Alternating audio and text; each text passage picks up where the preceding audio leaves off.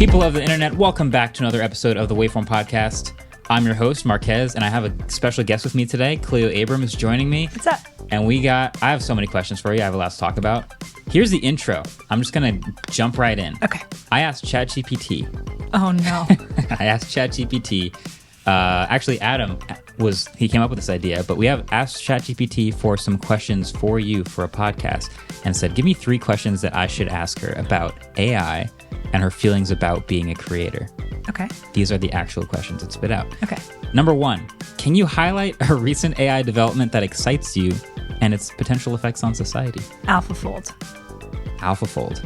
Yeah, are you guys familiar with this? You might have to explain this one. AlphaFold, prefacing all of this with, I am not a bioengineer. What I've learned about this is from like other people, smart people telling me. Mm-hmm. My understanding is there has been an enormous problem in biomedical science, which is how do we predict from knowing what amino acids are in a protein, what that protein will actually look like 3-dimensionally. And typically what we've done to do that is, I don't really totally understand how X-ray crystallography works, but I'll accept. That's totally fine. Cool. Yeah. Through experimentation, we spend like hundreds of thousands of dollars, probably millions, on figuring out what proteins look like from their amino acid combinations. That has been important for us in developing all kinds of medications, better understanding disease and how to treat disease. It's a really big deal to understand what a protein is going to look like before it actually exists. Right. AlphaFold is a machine learning system that took the amino acid bases and the 3-dimensional proteins that we already know and worked out a way to predict 3-dimensional structures from amino acid bases way faster than we've ever been able to before. And now, I believe we have predicted with surprising accuracy the 3-dimensional structures of every protein known to science. This is just a astronomical achievement based on machine learning in the last couple of years. Well, this is huge. like, we don't know what medicines exactly will come out of that, but this is like truly enormous in order for our understanding of how huge if true. Huge if true. Huge if true. Exactly. That's pretty incredible. Are you working on a video about this? Is that why you have so much info off the top of your head? Because that's a lot of things I didn't know about. I made a video basically trying to understand, like, okay, so if so many smart people are saying this is one of the biggest technological achievements humanity has ever accomplished, and a bunch of smart people saying this is a risk to humanity. Like, how do I square both of those things? Both can be true at the same time, but like, why are people fighting about this in such extreme ways? And why would someone say like, this is going to save us, and someone else that I trust, this is going to kill us? Yeah. So I went down the rabbit hole of like, okay, what are the people that are very concerned about machine learning actually saying might happen? And what are the people that are super excited about it saying that it can do for us? Right. And AlphaFold is like one of the best examples of like, okay, practically, why do we want this stuff in the first place? It's like, well, this could really change a lot of people's lives. Like, just imagine the medicine. This is speculative, but like, just imagine the number of people that could help. It's a very compelling case for using machine learning, especially in medicine. Yeah. There is a ton of, I always wonder about this, and we'll dive into all the different types of videos that you make and things like that. But I just know that you make a lot of videos that require a lot of research. And so I suppose naturally you learn a lot about the topic as you're looking into it, as you're trying to figure it out. You started off probably as a relative newcomer to the topic, as any expert would say. And then by the end, you know all of these things about it. And you kind of have to square, like, how do I explain this to someone who is where I started in this? How do you keep all of that context in mind? Like, how do you decide how to talk to a topic about your audience where you're now an expert in something and you realize most people don't have any of the context, any of the understanding that you've suddenly built up? I never really get to expert level, is the honest truth. And I would never answering questions about like stuff I've covered is one thing. I would never then go on television and be the expert talking about that topic. Right. Like, I'm nowhere close. But I do get to the point where with the help of expert interviews or background interviews, I can then create visuals that explain something important to others. And usually it's some like context that they're missing or something that might help them understand what's going on so that the next time they read a headline, they're like, oh, I know how this fits into the bigger picture of quantum computing, for example, or something like that. I write down the dumb questions that I have right at the beginning. That's a good idea. And then I go back to them at the end, and I'm like, okay, when I was dumb about that, when I had less context, what did I most want to know? What were the questions that would have been great to answer in a way that that person would understand? Yeah. Yeah. Yeah. And some of them are like very simple. So for example, I might have the opportunity to make a video about the Large Hadron Collider. I'm getting really interested in atom smashing and why we do that. Yep. And one of my biggest questions, like just this is before I'm now exposing like what it's like before I've done any real deep research on this. I understand that we are smashing atoms together at enormous scales. Giant this tube machine is massive. Somewhere in Europe. I still don't fundamentally understand how we get the atoms to hit each other correctly. That's totally fair. Like they're going so far. They're atoms. Like what? I understand it has to do with magnets somehow, but like that's one of my biggest questions. Like I know that we're smashing atoms. Like how do we make sure that they actually hit each other way over there? Yeah, this is one of the we were just like, how do boats work? Like, can we just break can we break this down? Like, I think I know, but I don't really know, and maybe we should figure this out together and go down that path. Totally. Yeah, that's totally fair. So the question I asked every guest we have on that I'd love to hear your answer for: what is your elevator speech for, like, if someone goes, "Hi, I'm Marquez. What do you do?" Like, you have maybe 30 seconds to explain in a way that actually encapsulates everything. How do you do that? I'm still working on this. I would love to have this but the way I would say this is, hi, I'm Cleo Abram. I'm a video journalist. I make a show called Huge If True, which is a very optimistic show about potential futures we could build with new tech. So every episode is a deep dive into one innovative idea or technology, explaining how it works, why the people who are working on it want it so badly, and why it would matter to people like you and me. I feel like that's a pretty good elevator pitch. I'll just say it's Thank you. Under 30 seconds, concise. The video journalist tag is also one that I think most people would immediately appreciate and sort of understand. Because I kind of have to say, like, I could either go along the video maker YouTuber. I usually don't want to say YouTuber, so I go like I make videos and they're about technology and they're product reviews and they're kind of along those lines. But I guess Huge If True is a naturally pretty optimistic perspective on tech, and I wonder, when you're picking your topics, do you have to go with something positive, or is there always, or is the possibility of like a negative huge if true? Does that exist? A hugely negative if true? Well, I cover lots of important technology that could have terrible impacts. And I don't shy away from that. It's not just like what could, this is inherently good. It's more choosing the technologies that I think are going to have the biggest impact on people's lives and exploring how we could use them in ways that would improve people's lives, reduce human suffering, continue what has happened over the last 100 years, which is improving hundreds of millions of people's lives through the use of technology, whether that's vaccines or sanitation or clean energy, or insert one of the many developments of the last 100 years. And so I get the opportunity in trying to paint the positive future of exploring, like, okay, where would things go wrong if we were trying to get there? And so in our quantum computer episode, for example, there was a section on security and encryption. Right. Because that's what people are really concerned about. And you can't just explain quantum computing by saying, like, here are the many things it could do. You have to explain, like, no, here are the reasons people are concerned about building this tech and building it better. But my hope is that, maybe this is an audacious dream for a YouTube show, but I really do think that if we explain some of the most important technologies that are being developed right now, it gives more people an opportunity to be a part of figuring out how we should use those tools. And if you don't understand what's being built, you can't really be a part of that conversation. So it's more like, here's a really important piece of technology that's being created right now. Here's why people are building it. Because obviously a lot of these are financial incentives, but I also believe that when people wake up in the morning and go to work, they want to believe that they're working on something that will improve other people's lives. And there's a reason why people who are working nights and weekends and just extremely hard on these tools are trying to do that. Like they have a dream in mind, and I always want to know what that dream is. Yeah.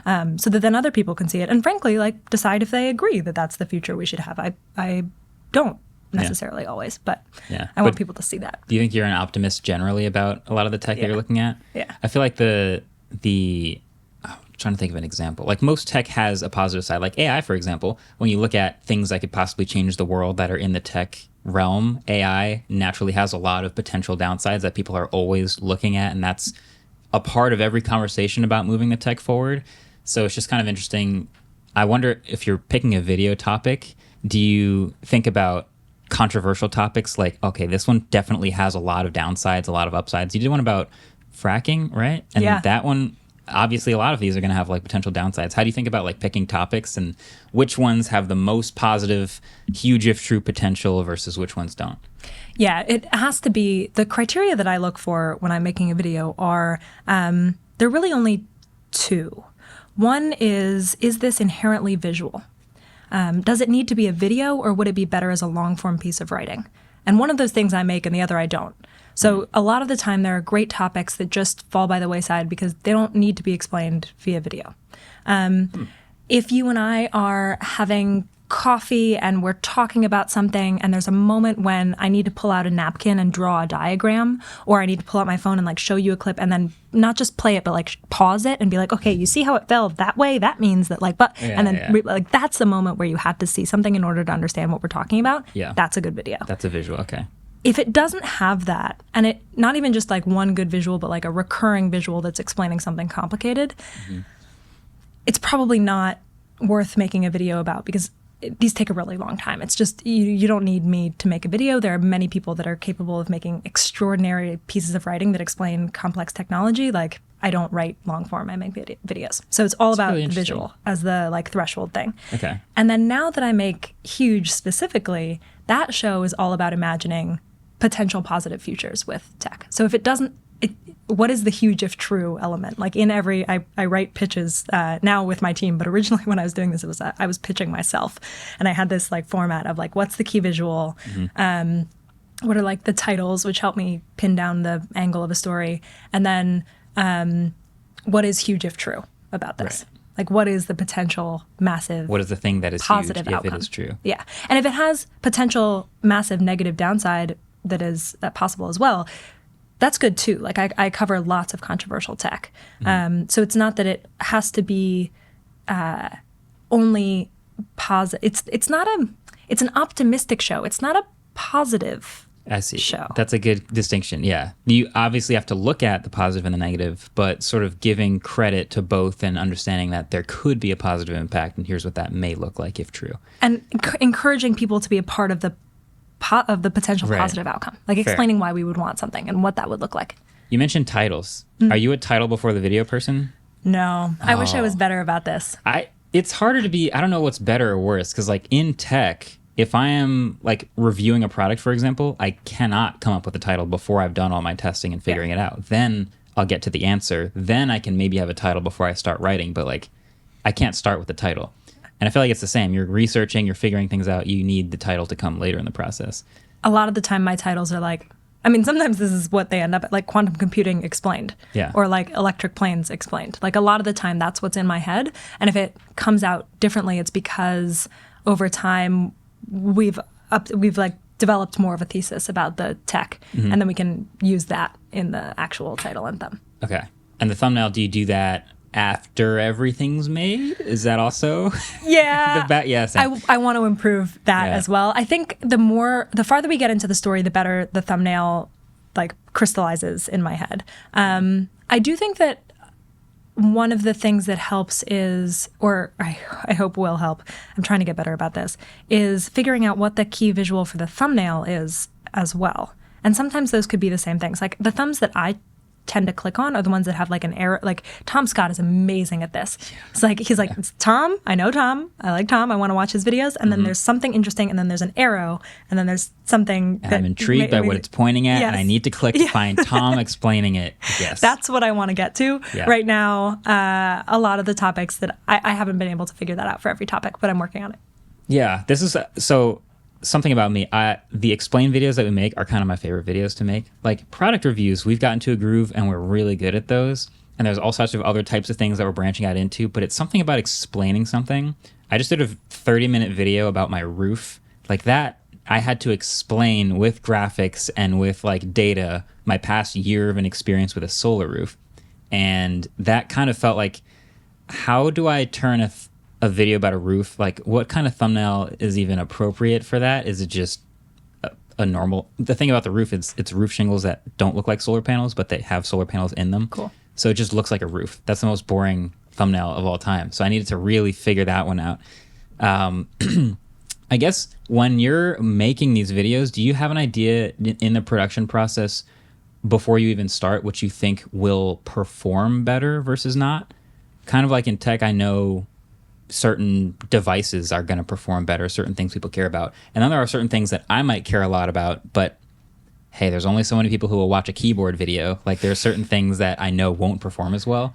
Are you weighing the possible performance of the video also in picking topics? By proxy. So I think the biggest, most important thing is this a technology that is going to matter to a lot of people? Like, does it have the what is huge if true about this tech? Does it have the potential to impact a lot of people's lives?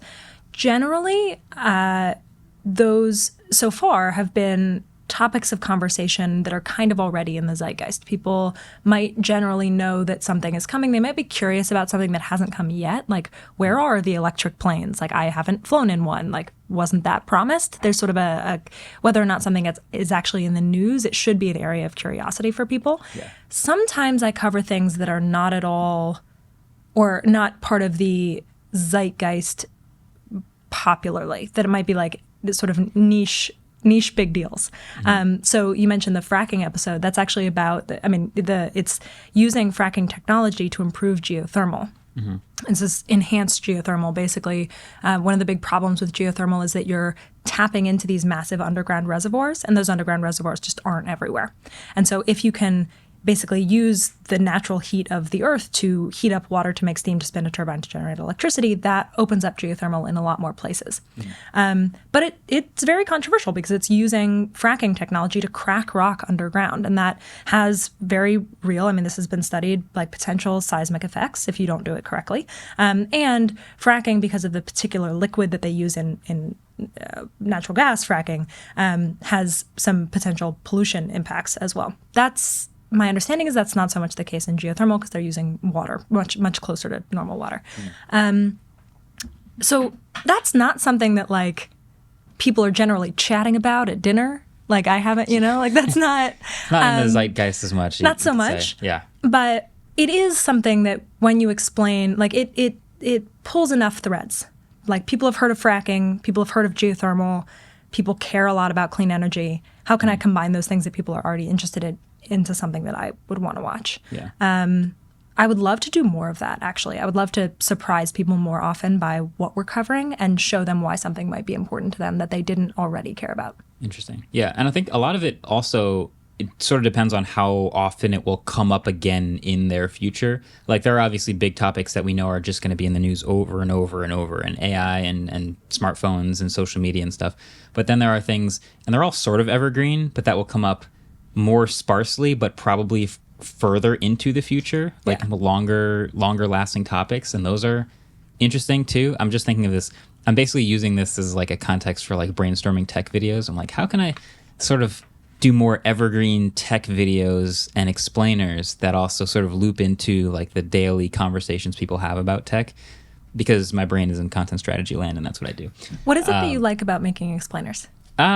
It's part of the visuals for sure, and I think there's sort of a joy in transferring the knowledge that you've acquired as effectively as possible. Like there's a little bit of an art to the language of someone asking you a simple question, and you have thousands of data points and experiences and information that you could give them, and you need to condense it all into something that actually accurately gives them a picture of what you wanted to say. And I think the explainers are the best version of that for me. Where like, I just lived for a year with this really niche product, and there are a bunch of different ways of thinking about how good or bad it is. Let me deliver that in a way that you'll actually feel what I feel about it. Yeah. That's the best feeling for me in video. Yeah, I feel that as well. I also, one of the things that I think makes you great at this is, I learned this through our quantum computing trip. Mm-hmm. You have this focus really, really carefully on what people are likely to experience in their actual lives. Yeah. Which sometimes I felt like I can lose sight of. Like sometimes technologies are just interesting to me, but they don't necessarily actually, like I'm focused on the future that they could build, on why they matter to people. But you have this I think through the like empathy that you've developed through product reviews, you understand that people need to, there needs to be an impact on people's daily lives. People it's the are busy. strongest People reason got stuff to care. To do. Yeah. Yeah. And that's something that I've tried to keep in mind since, of like, why would someone who's just going about their life care about this? Why would it change their day to day? Yeah. Is it 5 years? Is it 10 years? Like, do they want to talk about it at dinner? Like, is it actually going to show up in their phone? Yeah. And that one, like, do I want to talk about it at dinner, or like, do I see a headline and do I just kind of like wonder about it, but then move on with my day? That moment, I think, still does have a lot of pull. Like, you can still do a great explainer on something that I just keep seeing this headline. What is a superconductor? Like, I don't even know. I keep seeing this thing pop up in the news, and to get that explainer and now to be able to process all the further information that comes out about it with much more valid information is great. But yeah, for me, it's always just been like, when I do product review, it's almost literally like, should I buy this or not? And I need to answer that question in as many or as few words as I have. I need to answer that question. Yeah. And so, but that, I can do product reviews all day, but we want to do more interesting and exciting stuff. So as I do more interesting and exciting stuff, I still in the back of my head always have this thing of like, is this good or bad for me? Like, do I care about this or not? Do I think this is good or do I think this is bad? That's kind of the boil it all down answer I try to at least give people the understanding of for product stuff.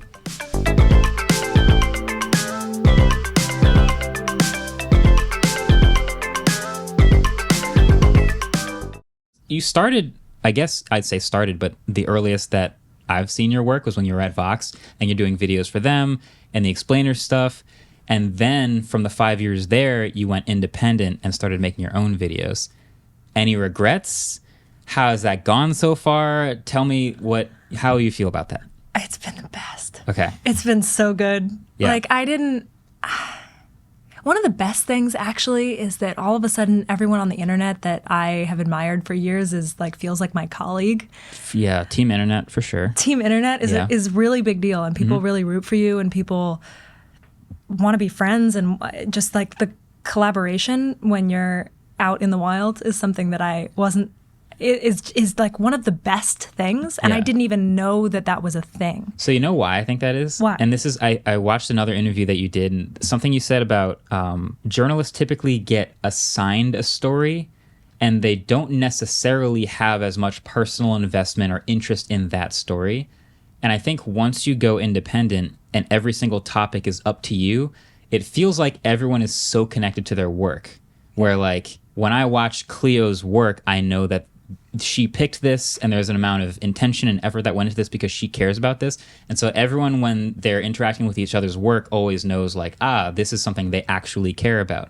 And so I feel like, a lot of people do great work for media publications and that's all great. But the second they go independent, you figure out what they really care about. Totally. And so that's sort of something I've noticed with like what people choose to cover. I think that's true of me. I mean, Huge If True is a product of what I really wanted to watch, like what I love to watch and understand. And I was looking for a show like this, a show that would explain complex technology to me in a way that would make me understand the people working on it, explain what its potential impacts could be, and like give me hope for how we could use it in the future. I love sci-fi, but I grew up watching Star Trek, and the sci-fi that I love now is a very different tone in like the vision that it paints of the future. And it's like there's a real dystopian tone.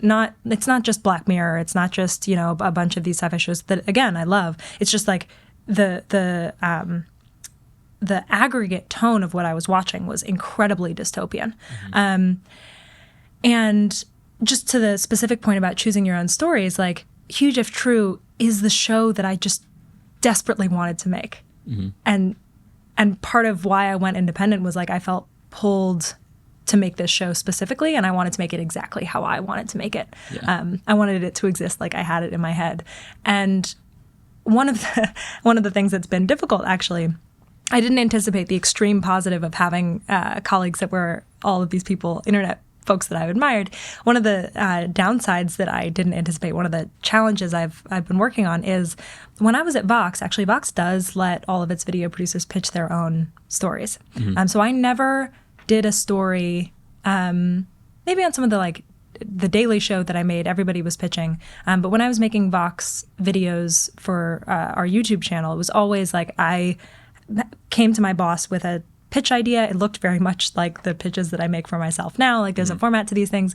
And then I would go make it. And there's an expression, keeping the head and the hands as close together as possible. So the person who had the idea then did all the research, then interviewed the expert, then probably created the actual edit. I am an animator, but I would always have help because my animations weren't beautiful. And then, we could create the final video and publish it. That whole process came from ideas that every video producer at Vox had. The thing that I forgot is that for every video idea that became a video, I had pitched like 7 others.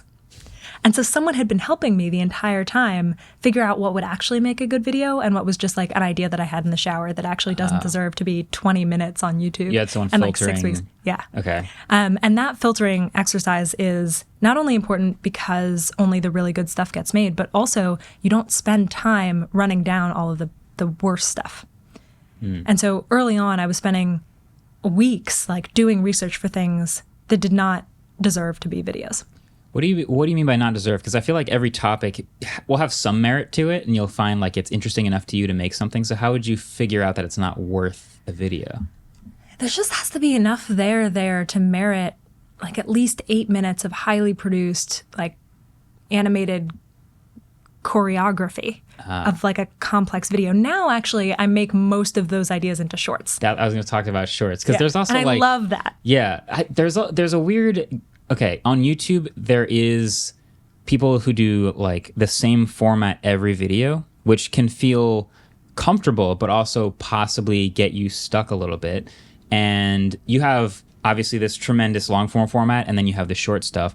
And I wonder if like you had a 4-minute idea, would you try to cut it down or would you try to bump it up? Like where I would be like, all right, I'm putting out a 4-minute video. I need this to be where it lives. I would like it to just be, I would like every idea to be the length it deserves. When I came up with Huge and I was thinking about launching it, I wanted it to be a show where I could make a 3-minute video or a 25-minute video, and that would all be huge. And people would expect, whatever length, and I could have a publishing cadence that supported that. A 3-minute video is shorter, etc.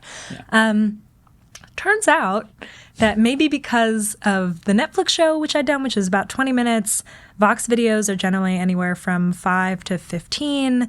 Answered was, 5 or 6. And Glad You Asked was like 20. So those are all of the shows that I had been a part of before I went independent. I just write like 8 to 15-minute scripts. I know. Yeah. Like I just like, I don't know why that is. It's just the length that comes out. Yeah. I'm not sure if that's because I choose ideas that feel like they merit that, or because I could work on my. Well, here's the test. writing. When you make a short, do you run up against the 59.5-second limit every single time? I'm getting better about it. I'm like coming up with ideas, and I have an associate producer who's wonderful, who's helping me with this. Some of them only need to be like 30 seconds. Oh, so I'm working on, again, just like the idea should be the length that it needs to be. Yeah. That's the principle. Like Huge If True shouldn't, in my mind, should not have an episode length that we're shooting for. Yeah. Yeah, I encourage my creator friends to not like lock into any one format or length, even though it's really like you create this audience expectation, and it's sometimes really healthy to do that, and it creates them coming back for more. You do want to keep it, mix it up once in a while, and like figure out, this is a 4-minute video, I'm gonna make a 4-minute video. Yeah. But I do want to talk about shorts because that's the thing. You've been prolific with shorts since we last talked about these. We were doing it was only a couple of months ago, and I was like, all right, you're doing like more shorts and either cutting down video ideas that aren't worth a full video and deciding, okay, this can be a short, or just coming with ideas that seems like they're for shorts in the first place. Yeah. What is your top secret short strategy? Break it down for the whole podcast. We need to know. So shorts are awesome. I really, really like shorts. When I was at Vox, I was making a lot of TikToks, a lot of like explanatory work that just sort of belonged in that vertical short format. So I really enjoy that creatively. I don't think if I were just making short form content, I would feel creatively fulfilled. Like, I think for me, I make a show, and for me, that means I'm aiming for like topics that feel like they deserve more time than that. And so the balance between like the creative outlet of shorts and the sort of final product of the long form videos feels really creatively important to me. I love that YouTube now has both. Yeah. So shorts, for me, they are either they fall into a couple categories. Shorts can be ideas about things in the world that I think are very interesting and important to explain, feel like they fit within the huge if true optimistic future category of stories that I do, but don't deserve anything longer than 60 seconds. Like, if I can explain one simple little idea, one update, one whatever in 60 seconds, that, again, to our point, that should be the length that it is. I would make an independent short and never make anything else about that topic, or I don't need to. Right. Another thing is, and these are all kind of like Venn diagrams blended, but another category is this an idea that could become a longer form video? So I made an episode, a short form video about the tracking technology in World Cup balls last year. Okay. And I was kind of interested in it. I hadn't covered much like sports automation stories, sports tracking tech. And I wanted to sort of feel out how people would respond to a story like that. It did incredibly well. And I was shocked to discover that one of the main debates within that, the comment section of that video, was whether or not people want tracking tech at all to that degree in their sports. Right. They want the human element versus the AI out of bounds call. Right. Right. Okay. And that, to me, like, as a person who's really into technology, who, like, I have a sort of sentiment about this, it did not occur to me that someone wouldn't want a tracker in their soccer ball to understand if it like went off sides or went like officially. Right. Some people really hated it, and I found that fascinating. Yeah. I love that. I think that's totally ripe for a worthwhile discussion. I wanted to understand that better, and so that's becoming a long form video that's coming out later this month. I love that. And then the other category is work related to an existing long form video that feels like it should be a sort of pull out 60 seconds or something that adds on to the story that I'm making. Okay. The way that I actually think about making this show is like, imagine you're building a brick wall, and your job is to go out and like find the bricks and lay all the bricks together. And 99% of the work that I do is collecting all the bricks in the first place. Like, I'm reading the books, I'm talking to the experts, I'm like doing these background interviews, I'm like cutting out the snippets. This is perfect. Okay. Yes. You would. I'm like all of those are like my bricks, and I'm like sitting there with this big pile. And then I'm the journalism, like some of the pieces naturally fit together. You like start to build a wall. And some of those little piles naturally become like, how do you put the bricks together to make a beautiful, thoughtful, satisfying long form video? How do you put them together in like littler piles to make, one 60-second video here and another there? And like, what are the bricks that you would like repurposing bits of the original stack into the others? Or you might have too many of a certain type of brick, so you put some of them into the wall, but you have some left over that you can make a little castle out of later. That could be a short form thing. Exactly. And for me, the important thing is, I know that some people do this successfully, and I do think that you can cut down videos in ways where you like change a little bit, and then like podcasts, I think, can be cut down pretty well into little snippets that become good shorts. For sure. But my videos, like my long form videos, they're like writing a Rubik's Cube. I feel like it doesn't, you can't just. I was going to say it's like knitting a sweater where like if you just took a chunk out of it, there's so many, you're missing threads from other parts of it. Like the sleeve is connected and you'd be missing too much of it. Cutting little snippets doesn't work. And I think more people are in that category than they realize. Yeah. I think more people the way that I think about this is more people are repurposing the content, capital C, the like asset that they created, as opposed to Right. the content, the work bricks. inside the work, the bricks. So that's what I try and think about when I'm in that third category of shorts, when I'm trying to figure out how to make short form videos based on a topic that I'm already covering in long form. It's not about cutting down the long form. It's about like what within these, what are the bricks that merit short form videos. Super good analogy. I love that one. And also, I've done the same thing where like I've made a short and had enough feedback that I go, yeah, there's many more bricks here to build a wall, and we can make a full. That's what we're doing with the tablet right now, and that's happened, and that's going to continue to happen. But I also wonder about the other way around, where I don't want to cut out like a section of my video because that feels like I'm missing. You know how like you'll see a wall where like the bricks overlap, so you can't like cut a neat rectangle out. You're like, well, you're missing some of these. Yeah, like that happens a lot. So I feel like I need to create a new piece specifically for the format that has a lot of the things from the main. Yeah, and I think about that a lot in the actual delivery of the content as well. I deliberately, in my short form videos, record on my phone as though I'm FaceTiming someone. And like they're weirdly all from the same angle because I just hold my phone in my right hand and I'm like talking to the like phone as though it's my friend. And for me, I that feels better as a short form video compared to like the 4K static shot that I use for hosting my long form YouTube videos. Yeah. That is fascinating. The production quality thing also, I was going to ask, like, you're making videos you would want to watch and you're creating the show that you wished existed. For the shorts, it's almost not, to me, it doesn't feel like a show as much as it just feels like I was scrolling and I got this nice like piece of content and it was just a nice little burst of information for me.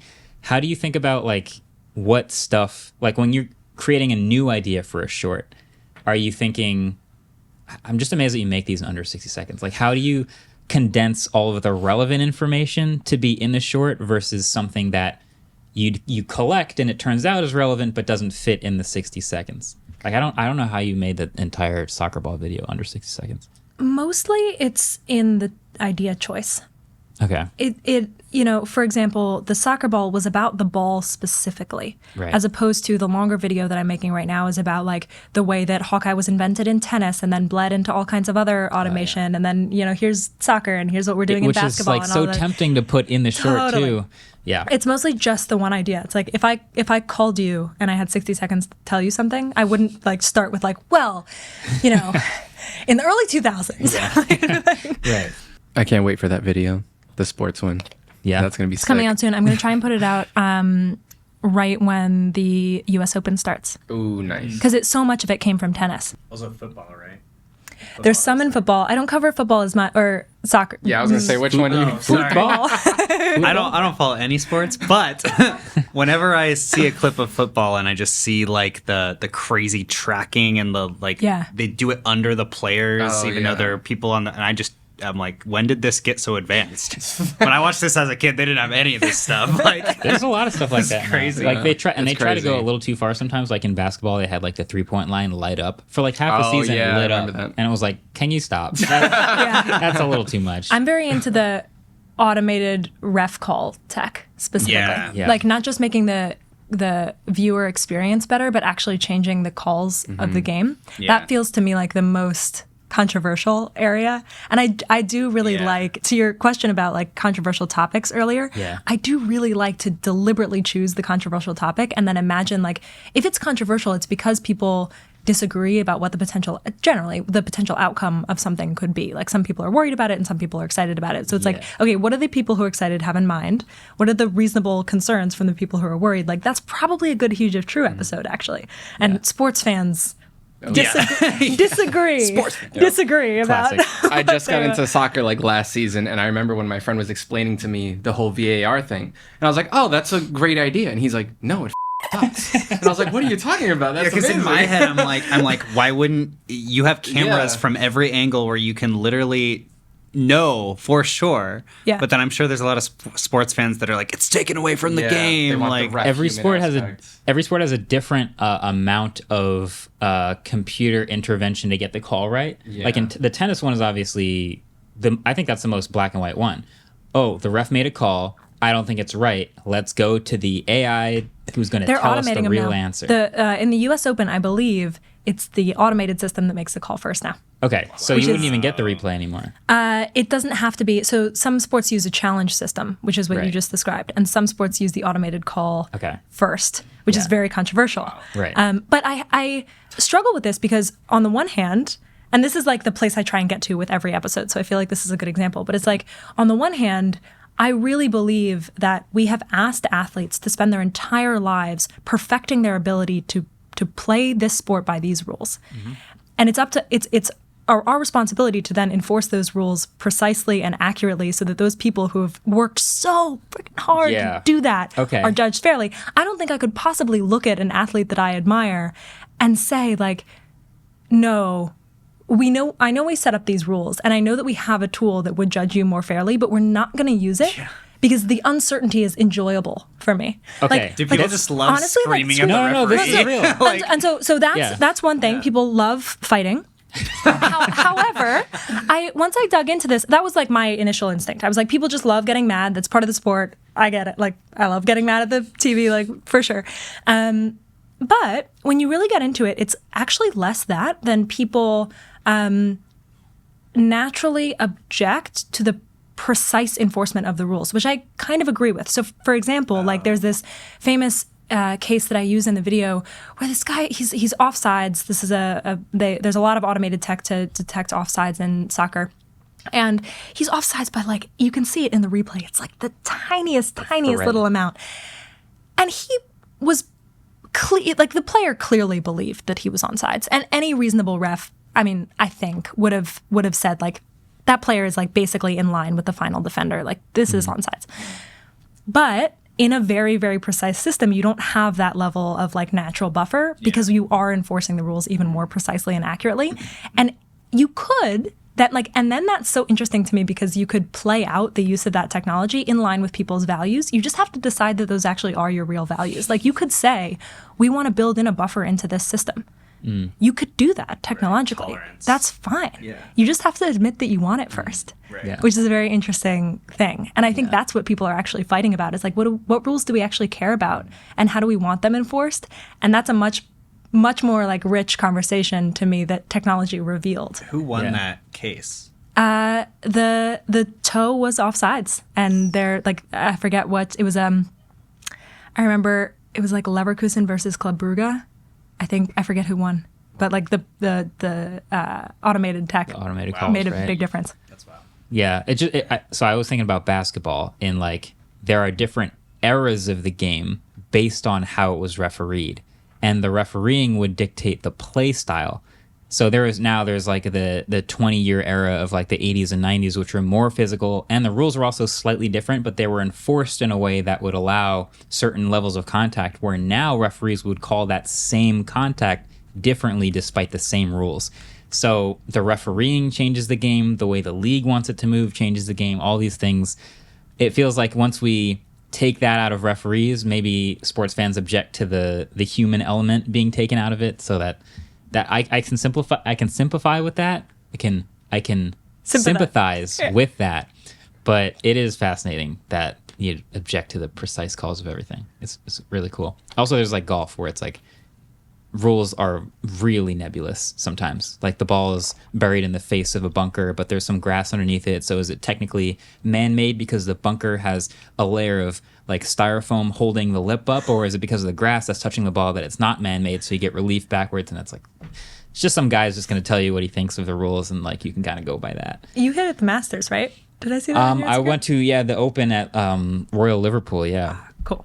That's awesome. It was incredible. Yeah. But watch the video when it comes out. Yeah. That's the thing that matters. Yeah. I don't know. Shorts are hard for me because I kind of write like you, which is, I imagine you have a whole bunch of backstory and context to help you better understand something. And by the time I crunch it all down into a short, oops, it's 3 minutes long. I can't really make a short out of this. And it's a challenge to try to cut it down for tech. I think about them like little experiments. Like, I'm just, like, shooting a text off to a friend, here's an update kind of thing. Mm-hmm. And also I have an associate producer who's helping me. Do you have, like, a criteria for what type of video you'll make versus what now you decide not to make a video about? I mean, I think the way that people generally, like, the sort of jargon speak version of this would be you think about your brand.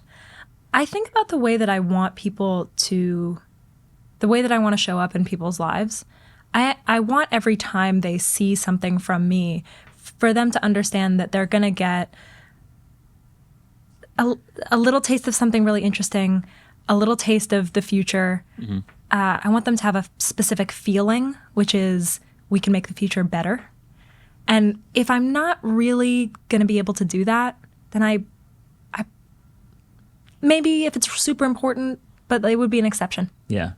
Okay, so the other question I have, since we were talking about a video you're working on that's later in the month, and I'm jealous. Every time I ask a creator this question and I get an answer, I hate that I can't relate. But how far out do you know your content calendar goes? Like, how far out do you know what you're going to be making already? I know for sure the next 3 videos, and I only do 1 long form video a month right now. So you know 3 months. So I know 3 months for sure, like in production, in research, like planning those shoots. And then I have maybe like 6-ish other episodes that feel really good, feel like I never want to get to the end of something and only have like 1 episode out, because the research process and especially if there's a field shoot, that the scheduling process takes so long that if I'm not starting a couple months out, then I'm probably going to be delaying a video, which I wouldn't want to do. Right. So I have ideas that are good pitches that have been greenlit.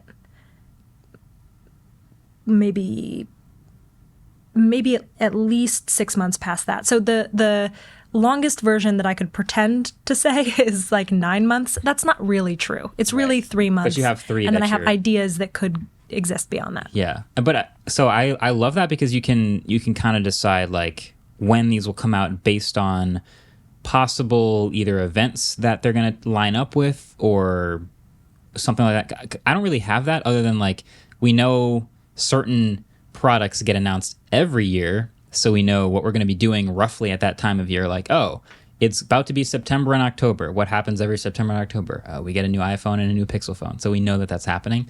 But if you ask me what we're doing in 3 months, I have literally no idea what we're doing in 3 months. Yeah, but the thing that you've done is that you've set up relationships with companies that want you to review their products upon launch. And sometimes those launches are themselves like massive holidays, basically. Like the Apple Vision Pro. How did that video come to exist? Because that was like immediate when they released, and you'd clearly like tried it, set it up, planned it to be released right then. So something that happens with those types of events is these companies are very secretive. So we don't typically actually know exactly what's happening until it's being revealed, or if you're fortunate enough, you'll get briefed on it a day or 2 or a week beforehand, and so you'll have an idea of what they're about to say on stage, and then they'll say it. Apple notoriously does not pre-brief anyone. So when they announced the Vision Pro on stage, that was the first time that day that anyone outside of Apple was actually getting that real information. And then we got to go down to this sweet building that they built on their campus and like try it and get it fit for us. And there was like a 30-minute product demo. And basically, I don't know, probably 100 people got that demo.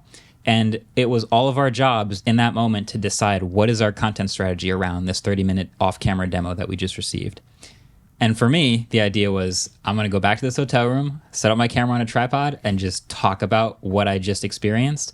And the idea was like, okay, you're not going to be able to buy this thing yet, but let me just tell you what I experienced and what I think of it, because this will give you a good idea of if you might be interested in it or not. Other people had different ideas. They were kind of trying to compare it to other things. Other people kind of did the same thing, just describe the experience. But it was basically that. It was go back to the hotel room, talk about it, chop it up, and upload it on hotel Wi-Fi and cross your fingers. Wow. So that's how that one comes together. I think there's a lot of other versions of that where like a device gets announced on the spot and everyone... Actually, I'm giving myself too much credit. I think I on the spot decide my content strategy, but I think a lot of people go into it already knowing we're making this video, and this short, and when we show up, we're going to make these things. And I like to leave a little bit of room for, this wasn't worth a video. This update wasn't really big enough to warrant a whole video. Maybe it's just a short. But I kind of try to be flexible. I would love to develop that kind of, like, even just being one of those 100 people to get access to actually try it, like, and film I mean, you got to film trying it, right? Like, No, you didn't. You tried it and then you described their experience. Sometimes you do. This was one of those weird top secret things. Can't even point a camera at it. Yeah.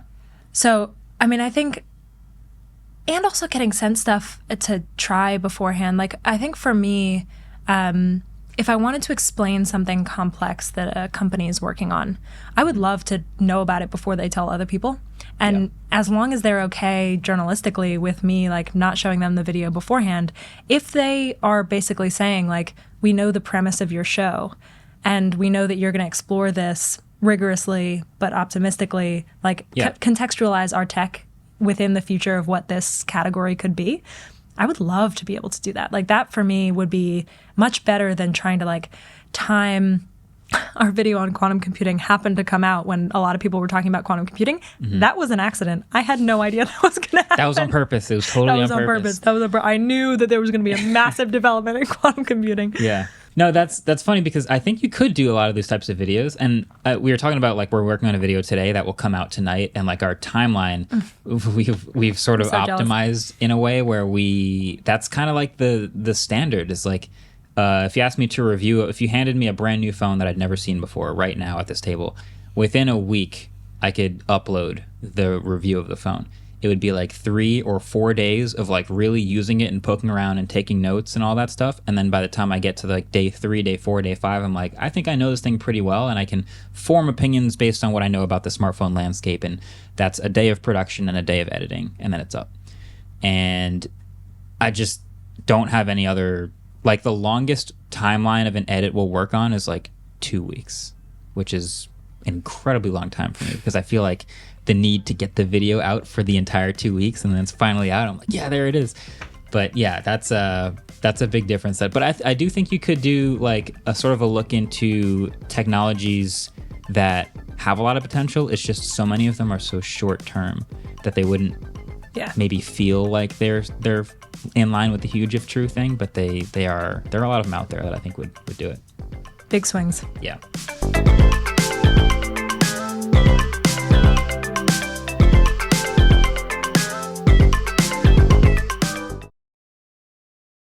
This episode of Waveform is supported by Shopify. If you're tinkering with an idea for a new business, whether it's the next selfie stick or a hot new take on an ergonomic keyboard or a must-have gadget that's so secret we can't even talk about it yet, Shopify can help you get started on the right foot.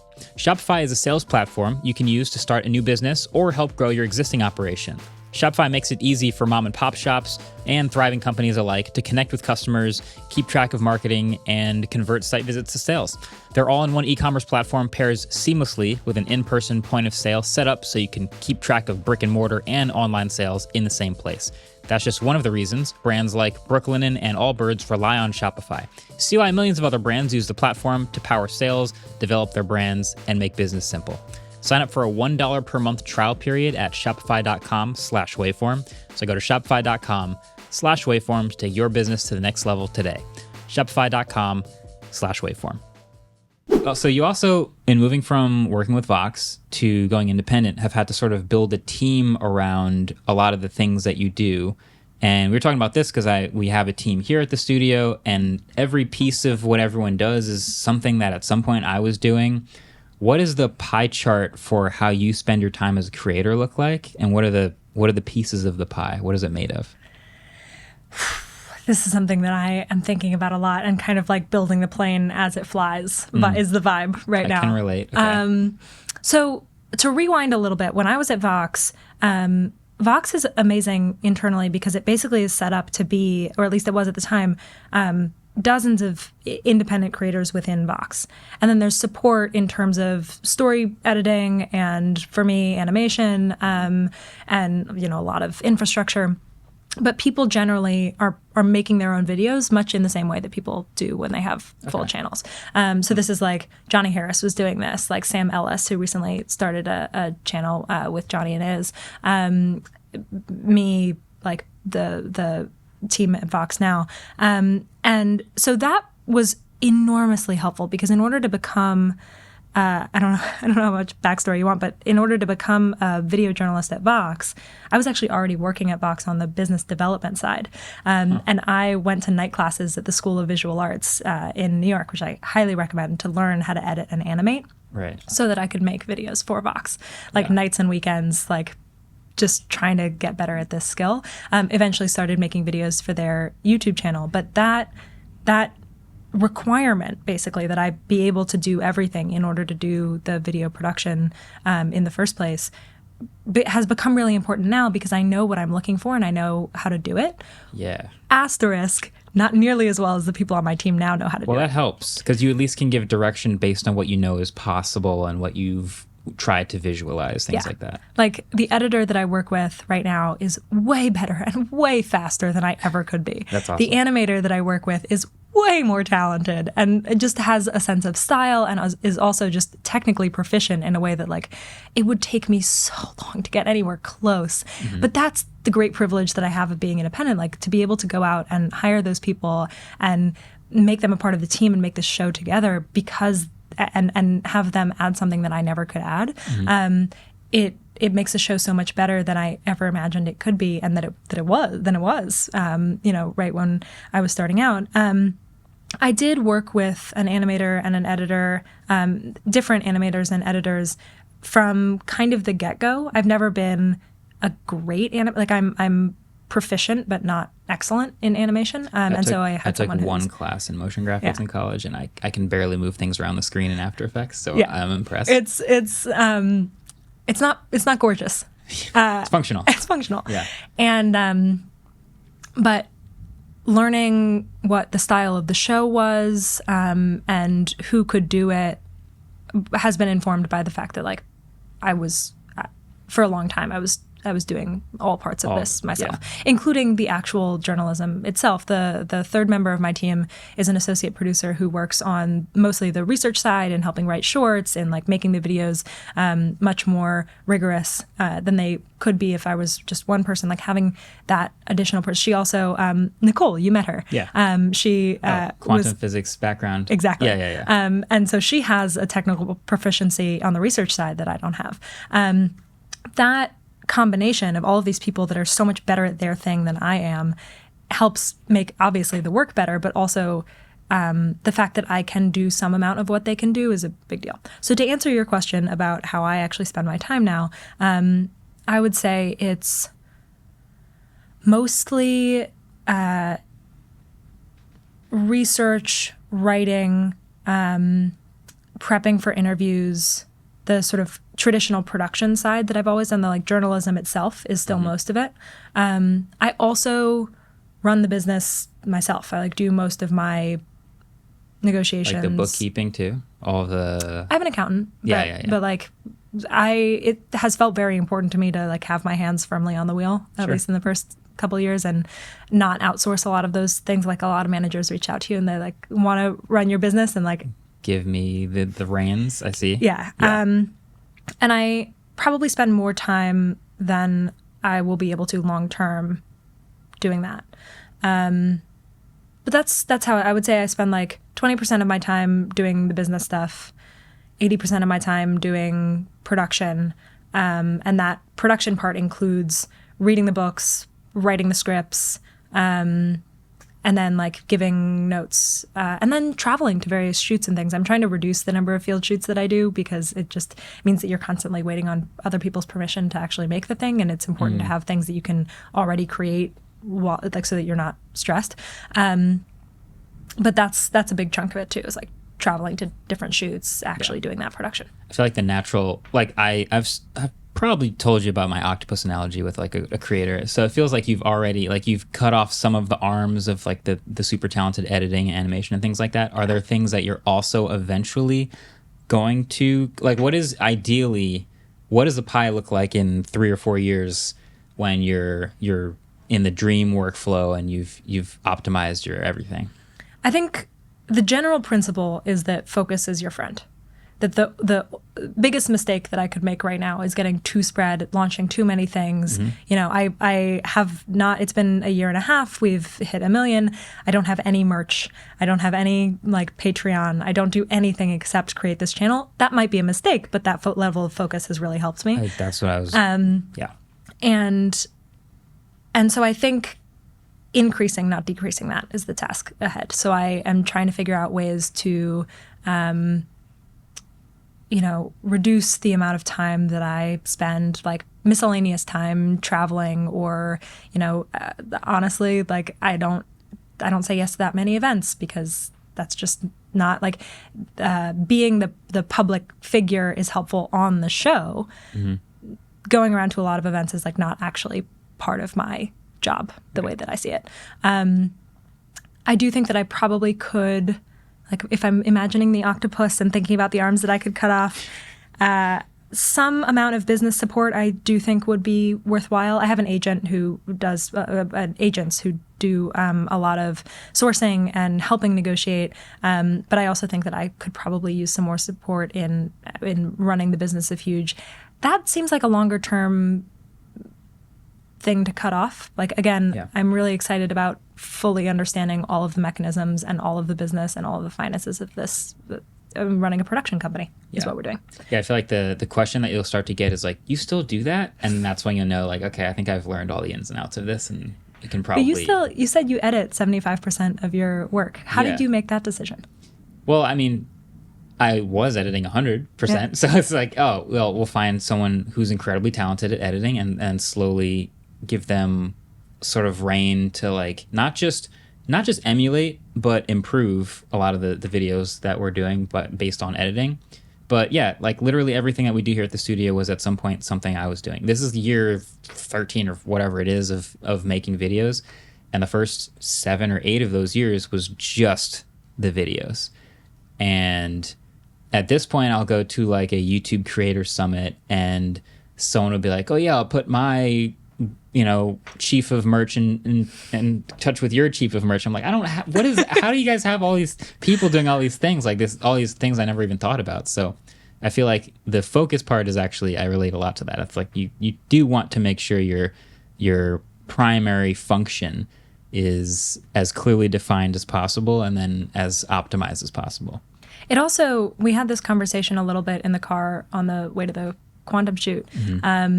And when you told me the number of people on your team, it really changed a lot of the way that I think about the strategy of how I run my operation. Because from the outside, like, your audience is huge and you have multiple channels and you're like making so many different kinds of work. And to know basically what I remember you saying is like, we have a small number of full-time people that are really excited about the things that they're working on. Yeah. And that, I think, is pretty different than the way that a lot of people grow, which is, we need a person to do this. We're going to like there's a lot of contracting. There's a lot of like part-time work. There's a lot of like sort of growth to do new things. Yeah, scale. That results in like a wide, many-person operation at a part-time level. Right. That makes that can work great, but it requires people to manage that, which is another body of work, which is either you or is more people. And for me personally, like what I was most excited about, and what talking to you almost gave me like, oh, that works, like permission to do, is to hire a very small number of people who are really excited about the show, are really committed to Huge, are better than me at their thing. And therefore, like, our conversations are management sometimes, like, how much people get paid, like career progression. But most of the time it is like they are pushing me and inspiring me, and they are running their part of the operation. Yeah. And that has just felt creatively like we're building something together. That feels really exciting. I'm not spending, when I talked about my time distribution, very little of it is in people management, which is, I think, important to preserve. Yeah, I think one of the things generally, I think this is probably true about at any job where you're making stuff, but if you try to make more stuff, the quality typically has to go down. And if you try to make better stuff, the quantity typically has to go down. And so you're doing well when you're able to like cut off the arm, 1 or 2 of the arms, and those people's functions are growing way beyond what they would ever do if it was just you trying to do 8 things at once. And then you're able to actually do more and better at the same time. Then you're hitting something like well, and it's working. So Totally. I think the philosophy is there and the strategy is there. So I like all of it. I think it's gone really well. I got this comment. That is the challenge, is like how to improve either quantity or both at the same time. I got this comment recently that was like, your videos are so highly produced. Why don't you make more of them? And I was like, you answered the Sir. question yourself. You've literally answered your question. Yeah, I feel that a lot. So what's next for Cleo? Is it obviously you do want to make better, you do want to make more, you do want to give up the reins a little bit of some of the stuff, but do you picture more topics? Is it another channel, or is it just, do you have a Grail video that you want to make that you've been thinking about for a long time? Let me come back to that, because I would love to have an answer to say and just like see if there's someone in the world who can make a video possible. Guarantee. Let me come back to that one. Yeah. In terms of what's next, if you'd asked me just 2 years ago when I was at Vox, I would have had an answer that basically sounded something like, well, I'm going to do this for a little while, and then I'm going to, that will give me the opportunity to go do this. And then it sort of was like tacking against the wind, which I think is very often the way that careers naturally progress. I think that's great. But now it's just this amazing feeling. I don't know, do you have this? Like, I just want to do this. I want to do this for years, and I want to make this so much better. Like, I think the huge, as a channel, is just getting started. And the idea of this show, this genuinely optimistic, journalistically rigorous show about tech, for me feels like it just has so much room to grow. Mm-hmm. Like, we've hit 1 million in about a year and a half. We hit 1 million like maybe 2 weeks ago. We're at like 1.2 something now. It just like feels like it's Nice. It feels like it's just getting started, and we're building this momentum. And so again, like I don't have the second channel idea yet. I don't have whatever, I would love to figure out long term, like what the sort of products are that I might want to get involved with. I love the 251s. I think that that's super inspiring for what someone can grow into.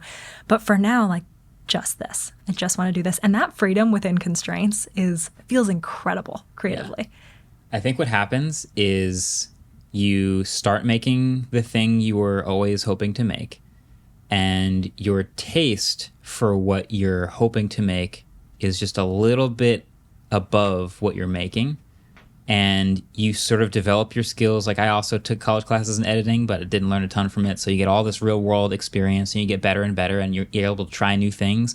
And then your skill catches up to your taste, but your taste the entire time was also advancing because you saw what other people were doing, and you got other ideas, and you had future ideas. So now your taste is ahead, and that goalpost keeps moving forward and keeps you improving over time. And I think as long as you're looking forward at your taste of what, I think this can keep growing, this can keep getting better, and I want to make a video that's kind of like this someday, and I have ideas that I can execute on someday in the future. As soon as I get this figured out, I can do this. As long as you're moving forward like that, then I think everything's in the right place, which is how I've hoped to keep it for like the last 10 years and hopefully another 10. That's my biggest question for you, actually. Is like, for someone who is not just pursuing success creatively on YouTube, but is also pursuing longevity, what advice would you give? The thing we mentioned earlier about focus being key is huge. And then I would also stress to not externally set any like criteria, especially when it's like a schedule or a format or anything like that. Because I do see that as a way to optimize. I think what a lot of people end up trying to do is like, oh, we want to optimize and like figure out what the algorithm's doing and like start making more stuff so we can feed into the recommendation system. And I think the second you start to get on that treadmill and the treadmill speed gets turned up, that like opens the door for like eventually burning out. And I think if I've never had a schedule for anything other than this podcast for as long as I've been making content. And the podcast is like, we can just sit down and chat and it's out every week, so it's great. But I think keeping it flexible and finding little ways to not reinvent everything, but reinvent parts of the show and reinvent parts of what you're making over time, that never gets old. Like, that's fun no matter what part of the show you're tweaking. You'll get to like year 5 and you're like, you know what I should have tried differently and what we can totally revamp right now, and you'll just think of something and you'll see something new, and that taste keeps going forward. And I think that's the best advice I could give, is to just keep the taste a little bit ahead of what you're doing. Yeah. I have one last question. Okay. How fast can you type the alphabet? Let's go. Are you ready for this? Let's go. We have a typing test. Okay. As you may have heard on the Waveform podcast, every guest gets a choice of keyboard. And you just got to type A through Z as fast as you can. What is the fastest time anyone has ever had? That is 1.348 seconds. Oh, wait, what? No, ever. No. On this on show. the podcast. On the podcast. Sorry. Do you want to know who or the number or Both. Really? Yeah. Okay, going right for the top. I mean, What if I told you the average? Would that? You just want to go? Help. I want to know all the data. Okay, our first place is Tom Scott by a lot. Oh my God! What? Tom Scott was almost a full second ahead of our second place at 3.555 seconds. Okay. Which is absurd. No one should type the alphabet that fast, but I think our average is closer to about 5.5, 6.5 seconds, which again sounds crazy, but when you type A through Z, you'd be surprised sometimes. We have a MacBook keyboard here. We also have a USB keyboard over there if you want to try that. Or a mechanical keyboard, whichever one you want. Yeah. So we've got your keyboard set up here. You've elected to use, I'm just going to show the audience. Cleo's gone with the MacBook Pro keyboard, but also the desktop one. So it's external. Magic keyboard, there you go. We give everyone 3 tries, and you asked for the course record right off the bat. So I'm just going to announce that Tom Scott got it in 3.55 seconds, which is insane. But lots of people all over the leaderboard. Okay. 3 full tries. Whenever you're ready. I'm pointing my mic at your keyboard.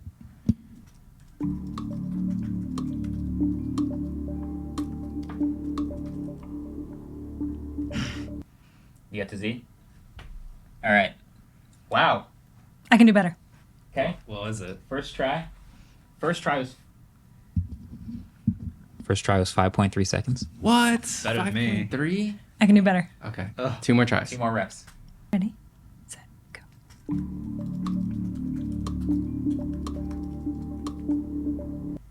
Wow. Jesus, that's him fast. All right. Rep number 2, 4.2 seconds. Guaranteed a spot on the leaderboard. I am off the leaderboard already. Second place. Finally, Marquez is No, off the I can do better. leaderboard. I can do Already better. kicked me got off the one more leaderboard. chance. If you want to do better, you've got one more rep. I have one more chance to beat Scott. Coming Yep. for Tom Or Scott. Tom. Yep. Okay. A little more caffeine. Here we go. I'm like shaking. Okay.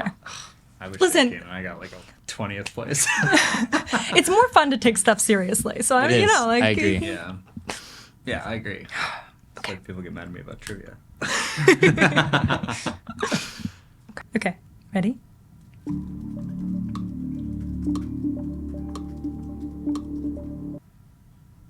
Hit the Z. There it is. So I think the second time was the fastest, right? It Which was like 4.2. We'll get the official number. It has my top. Oh, okay, there you go. 4.266. Damn. Is the best time. Yeah, second place. Second place on the leaderboard. Kicks me off. I no longer have a podium position. God. I wouldn't want anyone else to kick me off the podium. Cleo, thank you for joining us. This was really fun. That was super fun. If you guys haven't man. already subscribed to Huge If True on YouTube, do it. I don't know how you got this far in the episode and didn't do that already, but it's on YouTube. You can search Cleo's name or Huge If True, and we'll leave the link to the quantum computing video that we did in the show notes because I think that's a pretty good place to start. It's nominated for a streaming. It's nominated for a streaming, and we'll find out shortly after this goes live if it won or not. So That's good. That's pretty cool. Yeah. That's pretty cool. We're competing against Mr. Beast collaborating with The Rock. So there is Which, Easy win. hey, we got nominated, so that's pretty sick, right? That's pretty cool. Thanks for watching, and catch you guys next week. See you later.